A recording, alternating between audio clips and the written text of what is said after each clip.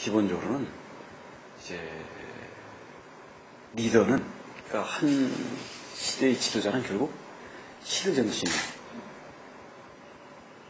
충실해야 되고 그걸 대변하고 있어야 되고, 그래서 시대 정신에 그 사람들 속에 있는 그 에너지를 흡수할 수 있는, 흡수하면서 자기 외연을 확대할 수 있는, 난 그게 기본이라고 보거든요.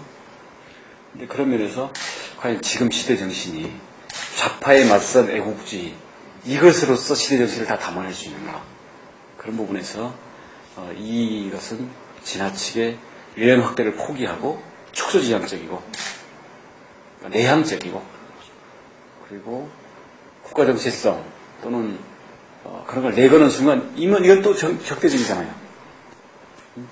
이거와 견해가 다른 사람들은 국가정체성에 반대되는, 없애야 될 세력으로 딱 규정이 되는 거 아니에요.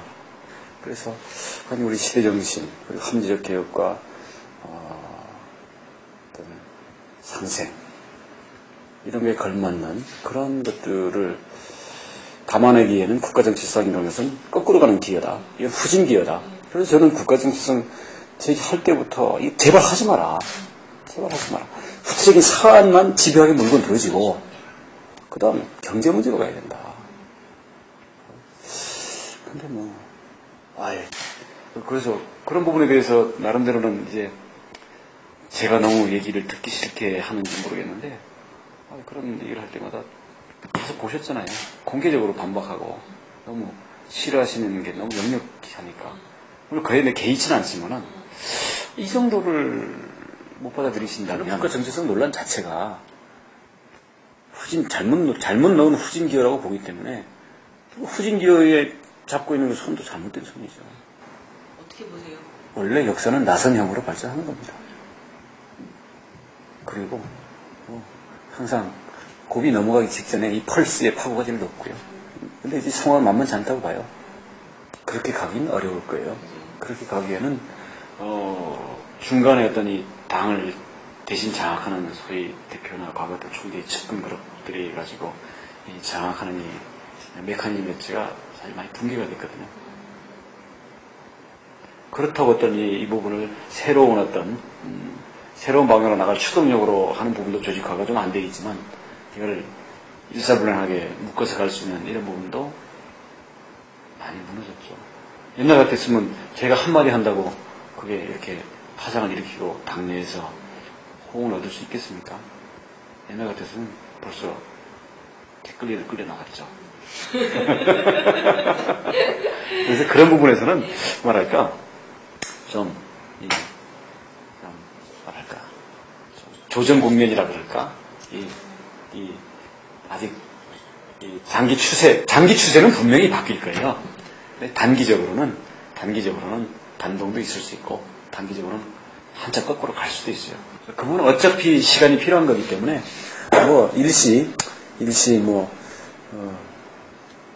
기차가 한두 역 거꾸로 간다 그래가지고, 근데 그게 참 너무 안타깝고, 시간을 그게 참 까먹는 거고, 이제 박 대표로서는 그렇게 한두 역 거꾸로 가면 초반에 진짜 참신하게 내걸었던 합리적인 개혁, 그리고 본인은 진보적일 수 있다는 그런 뉘앙스까지 많이 풍겼었잖아요. 그리고 진짜 싸움보다는 상생, 그리고 상처를 주기보다는 치유하는, 그러니까 그런 부분에서 참 지금 고달픈 대중들이, 국민들이 바라는 그런 부분들을 사실은 말로는 많이 이제 맛은 많이 풍겨놨는데, 냄새는 많이 풍겨놨는데, 냄새 풍김에 맞는 그 요리가 나와야 되는데, 그러니까 그런 부분에 대해서 이제 그 주변에서 그렇게 생각할 수가 있겠죠. 지금은 일단 코어를 단단히 하고 이제 큰 선거가 다가오면 외연은 그때 확대하면 되고, 이렇게 할 수도 있고, 이런 부분 자꾸 외연 확대에 대해서 얘기를 하면 박 대표께서는 내가 언제 대선 나간다고 그랬나, 대선 관계없이 나는 국가를 지켜야 된다, 그렇게 말씀하시고 하니까 이야기 싫은 소리만 하니까 얘기를 안 하겠다 이런 식이었는데, 지도자는 얘기를 안 하면 지도자가 손해지. 안 와서 세력을 자기 사람으로 만들고 자기 세력으로 만들고 그걸 통해서 국민의 힘을 끌어들여야 되는데, 어떻게서는 워낙 밖에서 인기가 있어서 그런지 모르겠는데, 이제 총선 때 일단 기본적으로 이제 대중의 어떤 이 박수소리, 열광 이런 부분들에서 힘을 얻는 것 같고, 요즘 국가가 정체성하니까 또 원로나 보수 세력들의 또 지지도 이렇게 표현된 지지들이 있고, 그러니까 그 부분을 갖고 힘을 받는 것 같은데, 결국은 그 부분은 표현됐느냐 아니냐의 차이가 원래 있는 거거든요. 그래서 워낙 이미 고착되어 있는 지지 기반이 박근혜 대표를 향해서 보내주는 지지, 그 표현된 이 부분을 너무 지나치게 평가하는 착시 현상이 있습니다.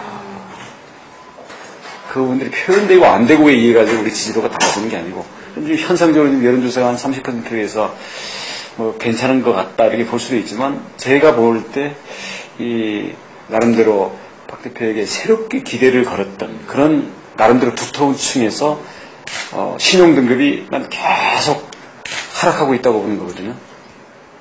나는 그래서 고정 지지층, 고착된 지지층에서의 열광도가 높아가는 그 현상은 사실은 큰 의미가 없고, 나름대로 이 대북 화해 협력 정책에 대해서 좀 전형적으로 나가려나 보다.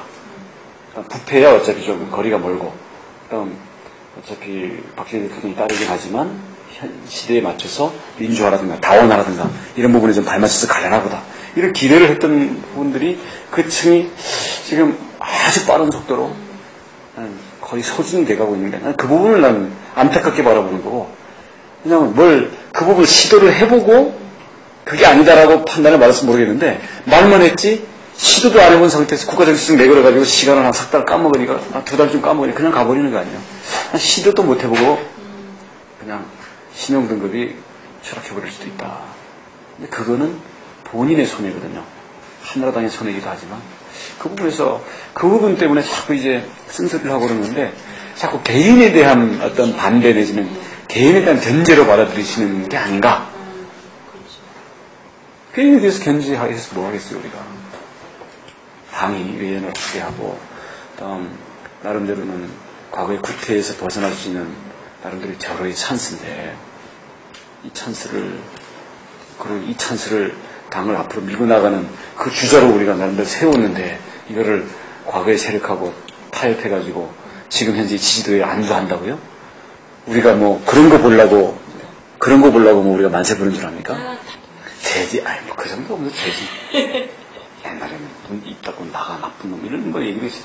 그에 비하면 과거에 비하면 아무것도 아니고요. 저보고 회의 나오지 말라는 때도 많았어요. 간첩들은 회의 나오지 말라고. 과거에 많이 그랬었죠.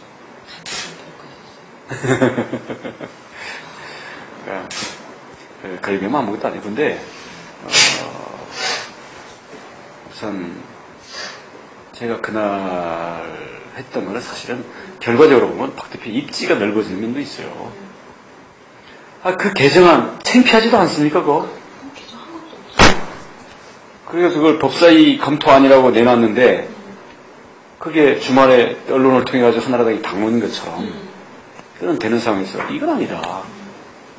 그리고 국보법에 대해서는 제가 2000년도에 16대 국회 때 개헌하자마자 개정안을 낸 바도 있어요. 당시 미래연대에서.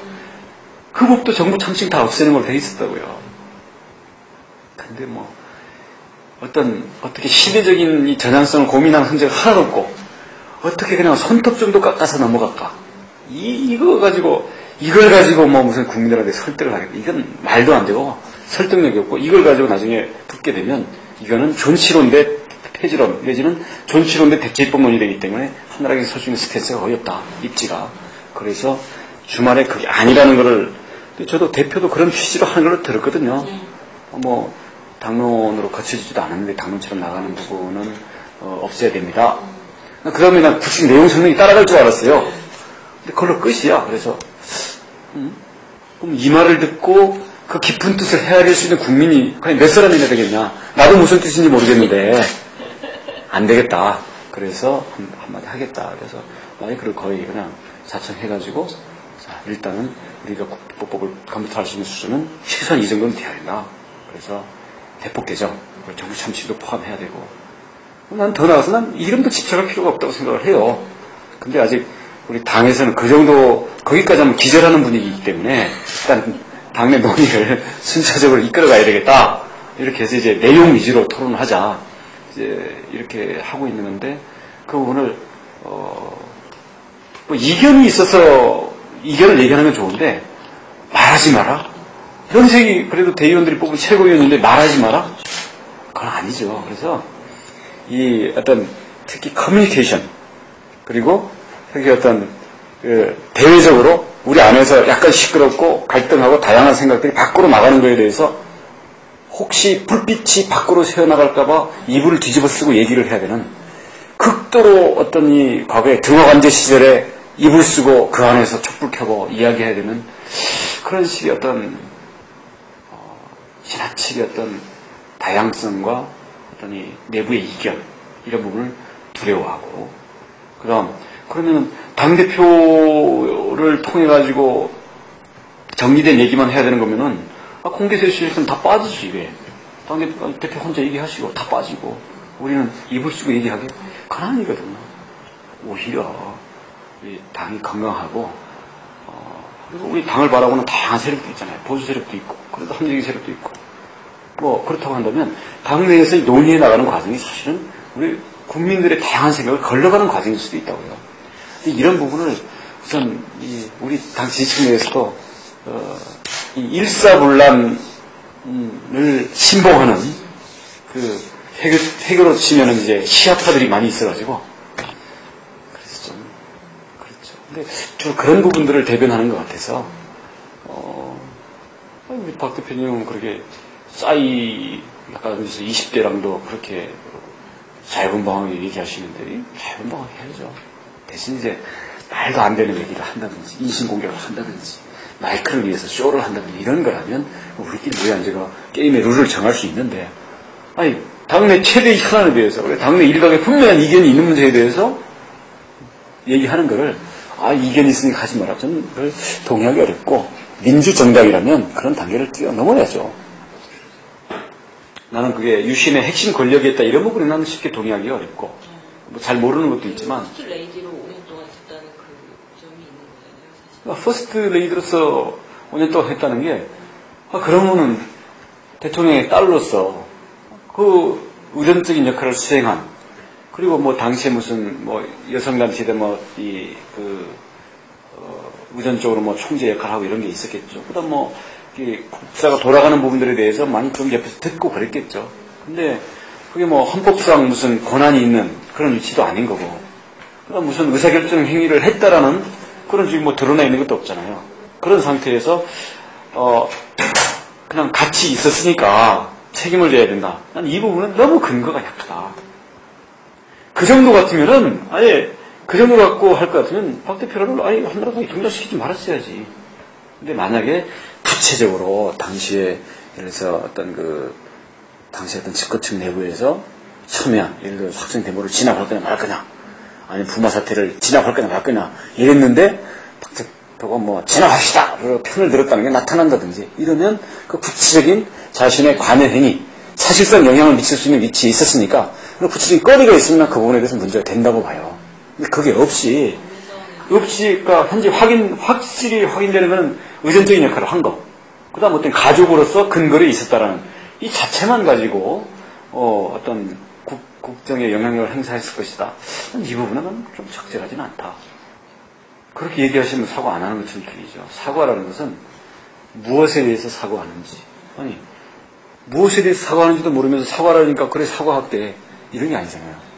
뭐가 잘못된 건지 그게 있어야 되는 거고 사실 강도 누구한테 사과하는 건지 피의자한테 사과하는 건지 역사 앞에서 사과하는 건지 국민 앞에서 사과하는 건지 그 다음 그 사과의 결과는 앞으로 어떤 자신의 구체적인 약속 내지는 그 실천으로 연결이 되는 거지 잘못에 대해서 그것을 씻어나가는 과정이 앞으로 되는 이런 게 갖춰져야 사실 좀 요새 뭐 유행하는 말로 진정성이라고 하나요?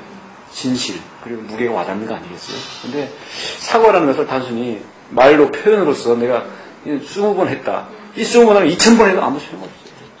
저는 그렇게 생각합니다. 왜냐하면 그것은 본인이 몸으로 그 중심에 있었던 그 역사에 대한 본인의 인식 그리고 그때의 성과도 있었지만 그 그늘 속에서 진짜 고통받았던 사람도 많잖아요. 그 고통에 대해서 과연 자기 것으로 그걸 받아들이는가.